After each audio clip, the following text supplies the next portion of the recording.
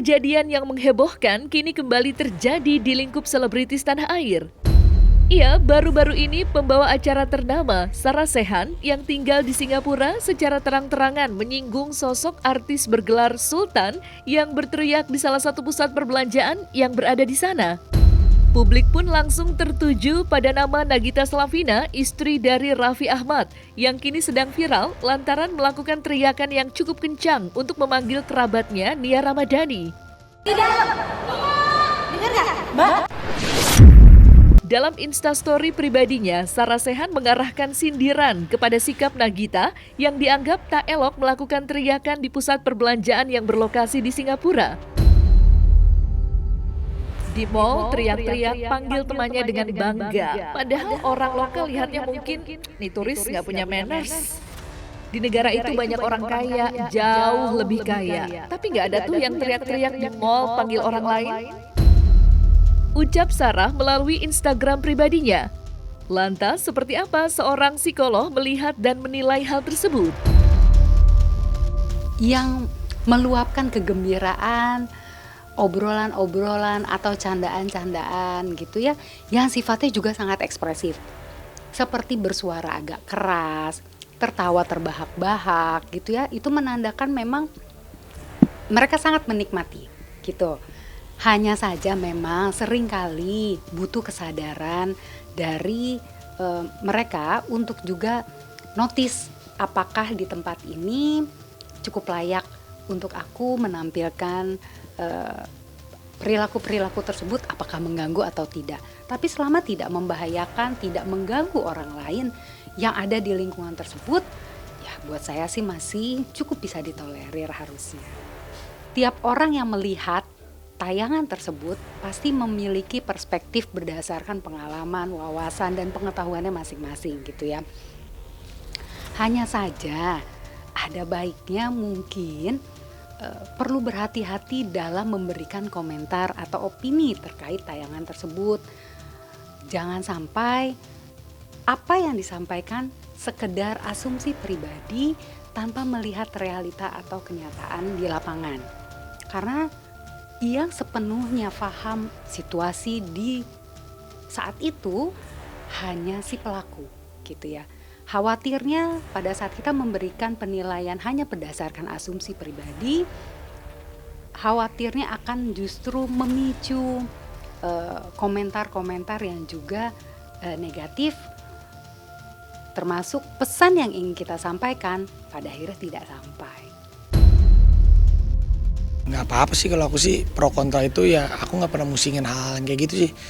Iya, semakin banyak kita punya followers Instagram atau kita punya media kita, kan kita juga punya tanggung jawab untuk ke yang memfollow kita atau yang ngikutin kita gitu. Aku kebetulan sama Raffi nggak pernah bacain komen, jadinya nggak ngurusin kayak gitu-gitu. Wajar-wajar aja sih menurut saya, nggak ada gimana sih, wajar-wajar aja.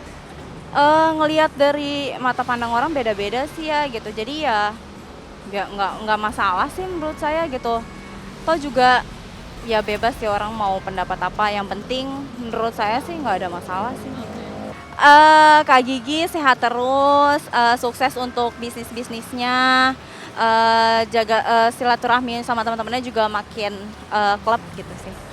Mungkin kalau orang yang nggak kenal mereka mungkin kelihatannya apaan sih gitu, teriak-teriakan ya. Cuma kalau yang udah saling kenal satu sama lain ya udah hal yang biasa. Kita juga pun sering kayak gitu kalau misalnya udah kenal. Mungkin Nagita sama Nia tuh karena udah kenal deket jadinya heboh. Iya heboh. Kan cewek mah kalau udah deket mah gitu ya, heboh. Kalau udah cocok gitu. Iya benar. Jadi wajar aja nggak apa-apa. Iya nggak apa-apa. Apalagi kan mereka public figure ya, jadi kayak apapun yang dilakuin pasti ya udah heboh aja gitu. Tidak hanya menyinggung soal teriakan yang dilakukan oleh Nagita, Sarah Sechan nyatanya juga menyenggol status Sultan yang memang telah melekat pada diri Nagita yang dikenal sebagai istri dari sosok selebritis tajir Raffi Ahmad. Dalam unggahannya, Sarah Sechan juga menilai jika sikap Nagita dianggap terlalu seenaknya di negara orang. Kebiasaan dianggap sultan di negara sendiri, pas di negara orang berasa bisa seenaknya. Lantas, seperti apakah penilaian pakar perilaku melihat kejadian yang kini melibatkan Sarah dan juga Nagita Slavina? Maka justru saya salut terhadap keberanian atau nyali Sarah Sechan untuk speak up. Speak up tentang manner, etika berperilaku, apalagi di negeri orang. Dan saya salut karena dia berani menyindir seorang Gigi atau mengingatkan secara halus seorang Sultanwati Indonesia yang punya jutaan penggemar fanatik. Nah, dan ini justru bagus sebenarnya. Jadi netizen, pendukung Gigi jangan baper, jangan salah paham.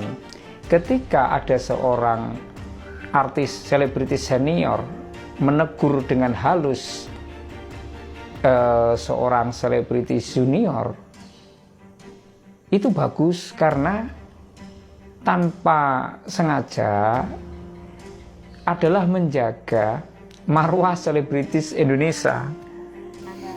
Ya itu mah pura-pura lah, sebut-sebutan doang, seru-seruan aja lah, ala-ala yang Sultan mah banyak. Nggak tahu sih, aku tuh kalau ditanya sukses tuh apa juga masih bingung sih. Maksudnya kalau aku orangnya selama aku masih hidup sampai tar mati ya udah terus aja gitu, selama kita bisa lakuin hal yang baik sampai kita nggak bisa ngapa-ngapain gitu.